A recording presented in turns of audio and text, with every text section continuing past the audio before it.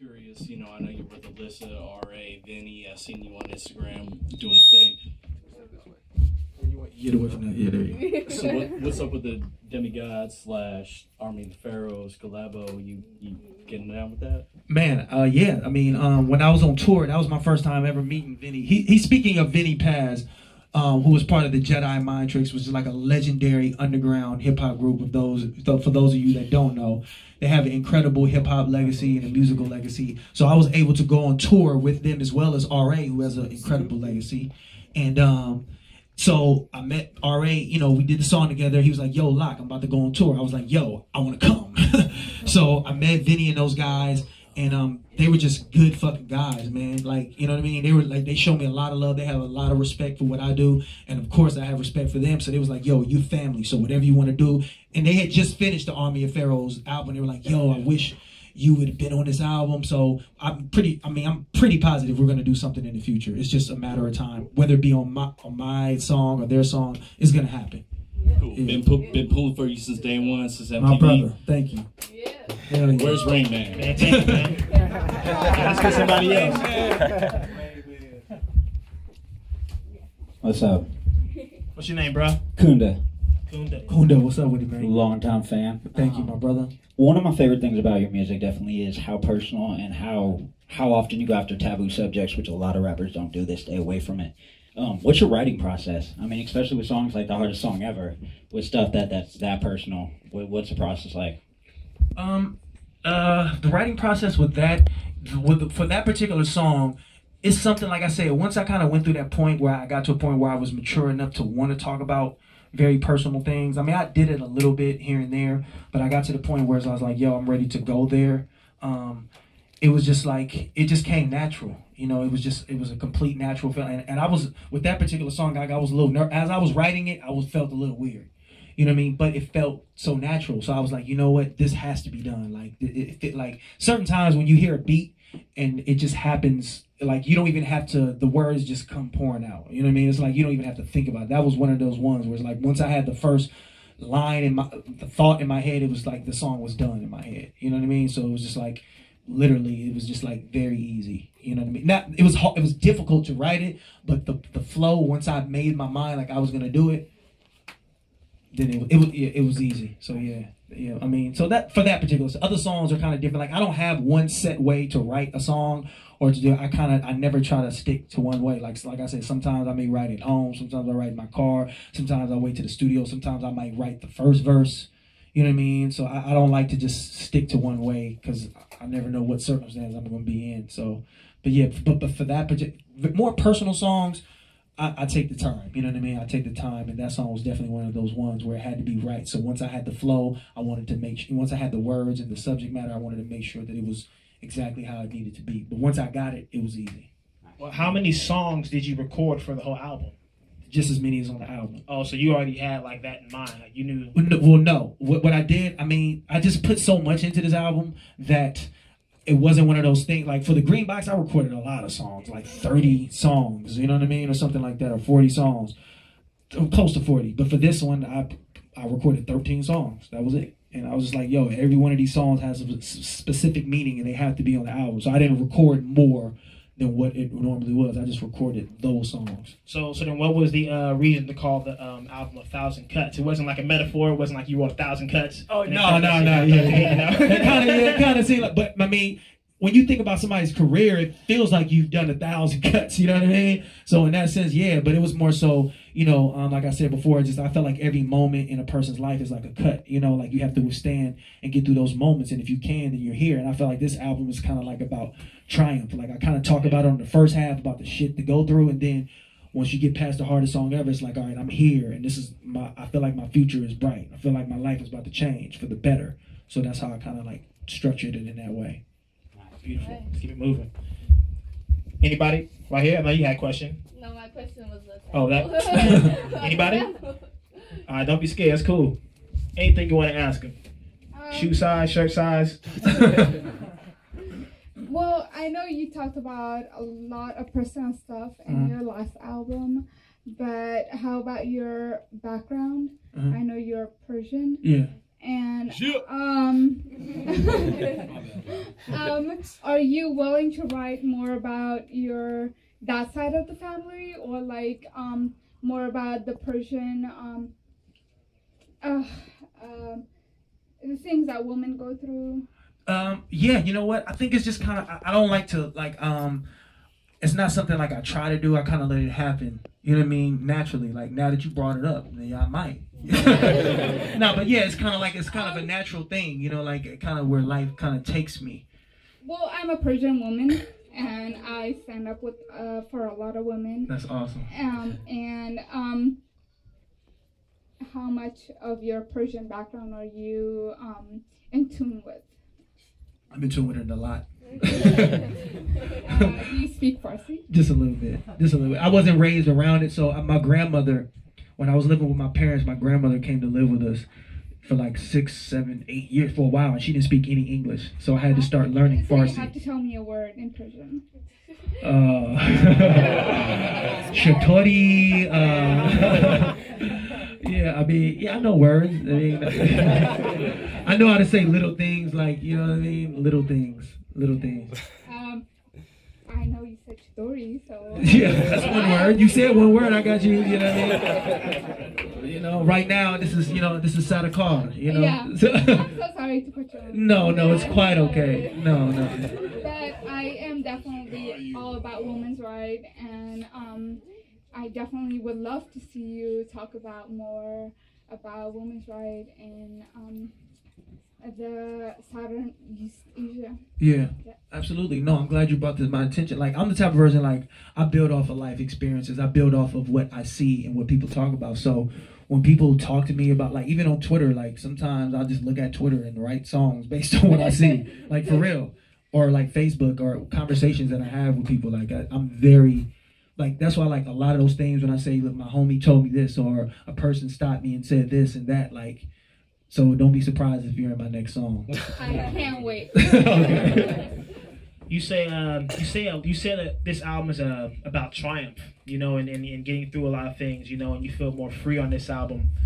I noticed in past albums you were going at a lot of people, and particularly Kanye West. You gotta bring up negative shit, man. I don't want to bring up negative stuff, but I gotta ask you it because it crossed my mind, and since we family, right? Absolutely, yeah, you can ask me anything, man. Ask me anything. So Kanye West in particular. I remember you were going at him pretty tough. It was all over online. I had one line, but go ahead. they blew that line out of proportion. World star. But you said that in past projects, you were going through things. It was more tense. You were kind of going at people. In this album, I noticed that you quote Kanye 2 times. In the beginning, you kind of you have a hook that's a Kanye West line, and towards the end, you also have a hook that's a Kanye West line. Is it safe to say that maybe you are a fan of his music? You admire him in some way? 100%, 200%. I've always been a fan of Kanye West from the very beginning. And I think that when I made that line, when you were referring to rare form, it was more so like as hip hop, sometimes we put people on pedestals and we kind of scrutinize them in a way. And you don't really realize the impact that you can have, and you say things out of frustration. So, and with that particular line, it was more so of me, because when artists get so big, you don't realize that they're still human. You know what I mean? You just kind of go at them and you just look at them as a part of pop culture. So you just make references, but you don't realize the impact that you have on people. Not that, I don't even know if he heard that line or whatever, but I've always been a fan and always admired Kanye as well as like numerous other artists. But that was one of those things that, where it was just like, yo, you're a part of pop culture, so I'm going at you. You know what I mean? But yeah, I'm absolutely a fan. Armand John. That was a Persian word. See? I had a conversation with someone. Okay. What up, man? It's another Persian, by the way. Represent. Let's get some duch together. I wanted to ask you because My grandma used to make that homemade, by the way. So you do appreciate it. I didn't like it. I ain't gonna lie, I didn't like it. That's my question. Because I don't even like yogurt. I don't even like any kind of yogurt. So. Well, I need to make you some Persian food. Okay. I can hook you up, dude. So dinner at her house. There it is. Don't bring Armand because he'll eat everything. All right, go ahead. So I wanted to ask, How would you say that your process is when it comes to writing an album versus doing a lot of battle rap stuff? Because I've seen a lot of that. Is that something that you still would like to continue to do? As far as battle rapping? Yeah, absolutely. Because it seems like you're gaining so much momentum and steam as far as finally getting recognition based off your music. Is that something that you'd like to continue to do because it has a different, I mean, it's a cathartic in its own way, or it's just like, you know what, I'm strictly focusing on album stuff? Like, what's your general take? I mean, so you asked two questions, right? What's the difference between the process of writing for battle rapping and then making songs and then what I go? All right, well, I think the first part of the question is like battle rapping is just like different. You know what I mean? Like it is. It's just a different, the way you think and the way you go in. Like I don't think people noticed it, but it's very, you know, it's a separate, you know, even like battle, like I don't know, like freestyle lyrics or however you want to call it in battle, like there's so many different little nuances that are different, you know what I mean? So battle rapping is just like, it's just a completely, my mind when I'm in battle rap world, that's why I don't battle rap now, right? Because I feel like I have so much of a respect for that art form that I would, if I was doing it, I would be dedicated and focused on that. And I know that my focus now is more on music. It's even producing and songwriting, these kind of things. So I would be doing it justice to myself and most importantly to the art form of battle rap if I was just to like, yo, I can just jump back in here and just do whatever. You know what I mean? Like I got to focus on it and make sure I give my all. And you know what I mean? Because to me, it's never about the opponent, but it's more so about my performance and showing people like, look, you know what I mean?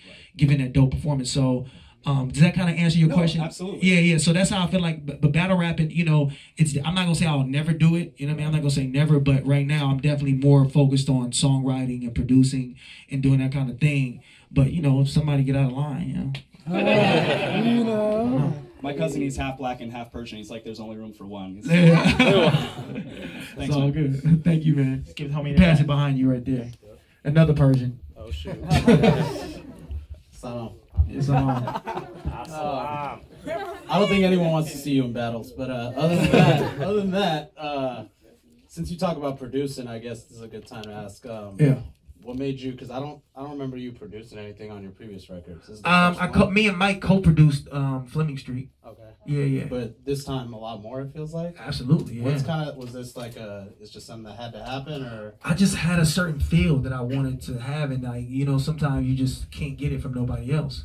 And I'm just so lucky and so grateful to have somebody, like it just happened at the right time. Like Mike we had been trying to work together. Mike was sending me stuff like, yo, check this out. And I was like, I don't know, Mike. You know what I mean? And then we kind of grew, and then it was just the right timing. And Mike is an incredible musician, an incredible songwriter. And I think my horizons were broadening as far as what I wanted to do. So it just happened, and then I just had these ideas and just started. I mean, I always had ideas in the past, but I think it's just the mind frame that I was in, just feeling more free to try shit. I was kind of self-conscious because we did the music. Because back before, I used to just be insecure about the lyrics. Now I got to be insecure about the beat and the lyrics. You know what I mean? So it's kind of, fuck. So once I got over that hump, it was cool. I was like, fuck it. I think it sounds hot. Let's just go. You know what I mean? So it was always in my mind, but now I just kind of wanted to, you know, go in that direction, and it was just natural. It wasn't like, you know, I just had the ideas, and then people be acting shitty with their beats. You know what I mean? I'll be like, yo, I want this beat. And they be like, oh, I don't know, man. I got it for somebody else. I'm like, man, all right, man. Why'd you show it to me then? Yeah,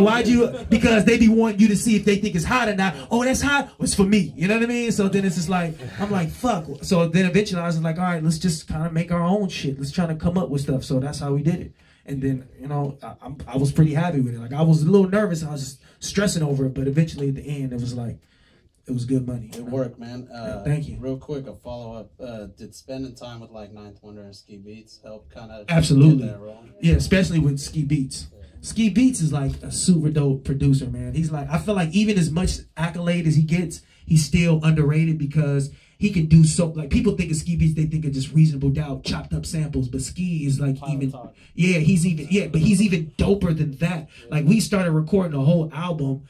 We have like 7 or 8 songs that were done like right after we did Embedded. You know what I mean? Like, I don't know. I think eventually we got to go back and finish it, but they were just totally different. Hell yeah. Yeah, it was just really dope. You know what I mean? But the music was really incredible. You know what I mean? And it's different than anything people heard from Ski Beats. So hopefully we can get back and get it or do something. You know what I mean? Yep. What's up with a lot? Tonio. Man, what's up, man? Tonio, see, y'all don't understand. Me and Left, my partner from Frontline, we used to tutor these kids. So these young men now, they're grown men now, but like 5 or 6 years ago, they used to be in our program. They were like 12. Yeah, they was like 12 and 13 years old. Now they're like, they got mustaches. What's up, Tonio? So, just my question is, just from me knowing you from day one, KMEL battles, all that. Hey, what we used to make you do on the phone at work? Man, hey, can I request a song? What is it about Frontline? Hey, coming here for a song on the radio and stuff, man. But memorable moments, man. You inspire me just daily, man. For real, man. Just thank you for everything, man. And I just want to ask you, what's your most memorable moment throughout your whole career, as of right now? So far? So far. Man, this moment right here. Shit. This moment right here, like just to put this together, have people come here and really, connect to the music and appreciate the music and really like, it's overwhelming. Like, man, like it's just like I said, it's just great, man. Like how everybody's been responding to ATC. Did it come out? Like I was shocked even when you guys were posting those pictures about ATC. Like I was just thinking like, yo, let me try. I honestly didn't think nobody would even put one up. You know what I mean? But then when people start putting it up and more, I was like, yo, and then we made it the album. You know what I mean? We made it the actual album artwork. And that, a lot of people are in here, their artwork is on that album, So I just think, to me, like this moment right now has been the greatest, it's been the best moment. And I feel like it's going to be more moments, Okay, and what would advice you would give to a lyricist that's ready and willing and just ready to... What advice? Mm-hmm. Man, just like when we started rapping, me and Left, it wasn't about, we weren't trying to blow up. Mm-hmm. We were just trying to be really good at what we did. Mm-hmm. And that's what I'm still trying to do. I'm trying to just be really good at whatever, or great at whatever I do. Whether it be songwriting, producing, whatever it is, just try and just to keep that to focus. Because if you do that, you know what I mean? It doesn't matter about radio. It doesn't matter about blog sites. You know what I mean? It doesn't matter about any of those things, because if you truly follow your heart, all those things, people will connect with it and all those things will come. Don't chase after fame. You know what I mean? People be like, yo, man, can you help me get my song on MTV, or can you help me get my song on Two Doughboys? I'm like, look, man, because we all want that. We all want that shine. And trust me, I know Shake be like, man, these motherfuckers. You know what I'm saying? but see, the reality of it is it's not about that. It's about connecting with people. You know what I mean? And the fact that you guys come here like this means more than anything. You know what I mean? So if you focus on being the best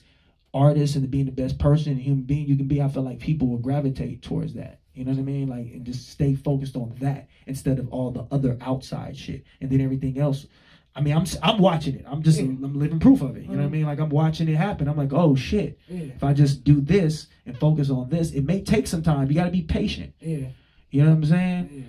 I'm gonna put Shake on the spot, because I remember one time he tweeted something. He said, yo, what I hate is when artists buy views.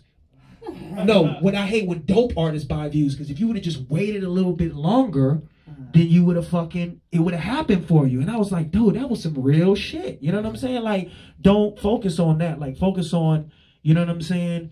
The focus on the real shit. So I struggle with that too, because as an artist, we want the instant fame, instant gratification. Yeah, we want to be the big. I want to blow up and put this, but sometimes it ain't gonna be like that. But as long as I can connect with y'all, this shit keeps me going.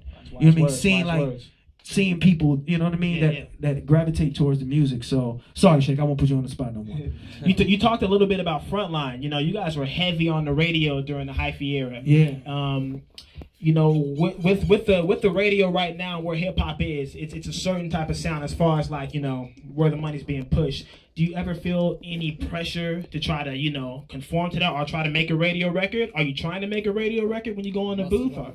Nah, I don't try to make a radio record at all. No, I think that's a problem. You know what I mean? I think that you should just try to make great records. You know what I mean? Just like great records. So that's what I'm trying to do. I'm trying to figure that out to be the best songwriter and the best artist I can be. And that may, venture off into making something that can land on the radio. Like, I don't know, Why don't we ask you, Jay Espinoza? I'm just messing. Right? DJ right there. But yeah. Nah, it's not about that. It's just about making great songs and then, I think every artist is a goddamn lie if they say they don't want to be on the radio. You know what I mean? Like because you want your music to reach as many people as possible. So that would be a great thing. But I know my path, and I'm just trying to stick to that path. And if that path travels through the radio, then that's a great blessing. You know what I mean? I'll be very you don't care. You're not worried about the radio. No, I'm not saying I don't care, but I'm saying I don't go into making songs with that intention. Okay. I'll be a fool to say I don't care because I pay attention to everything that's going on. Like I pay attention to the radio, I pay attention to the blogs, I pay attention to, you know what I'm saying, all that stuff. So, you know what I mean? Well, any other questions before we move on? My man. Hey, Rock. Please state your name, sir. My name's Rick. Rick. You mind if I tell him where you? Yeah, Rick was in the video for the hardest song ever. Give a round of applause for Rick, man.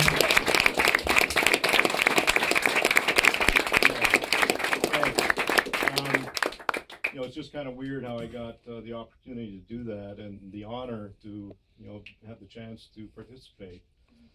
It just kind of came out of the blue. I got an email from a buddy, said, "Hey, this is going down. You might be interested in checking it out." And I tell you, I was nervous as all shit. So was I, Rick. yeah, you probably more than me. But the response has been incredible. So I posted it on my Facebook and put in a little blurb. I said I'm in this video. And the first like 8 hours or something, I didn't get any responses. I what the hell happens? Is a vacuum out there? And then all of a sudden, I started getting floods of people just saying this is incredible. This is the most powerful thing I've ever seen. And they're passing it on to other people and passing it on to other people. And if I follow the thread, it's gone out to probably 100, 200 people out from me alone. Wow. And dude, the message was incredible. The video was incredible, and I'm just real proud to have had the opportunity to participate. Yeah. Thank you. Well, with that said, I want to thank all of you guys for coming out and supporting this man. He makes great music. Clap it up for him. The album is out now. You can buy it on iTunes. And before we get out of here, man, can you tell something to people at home and let them know where they can get your album at?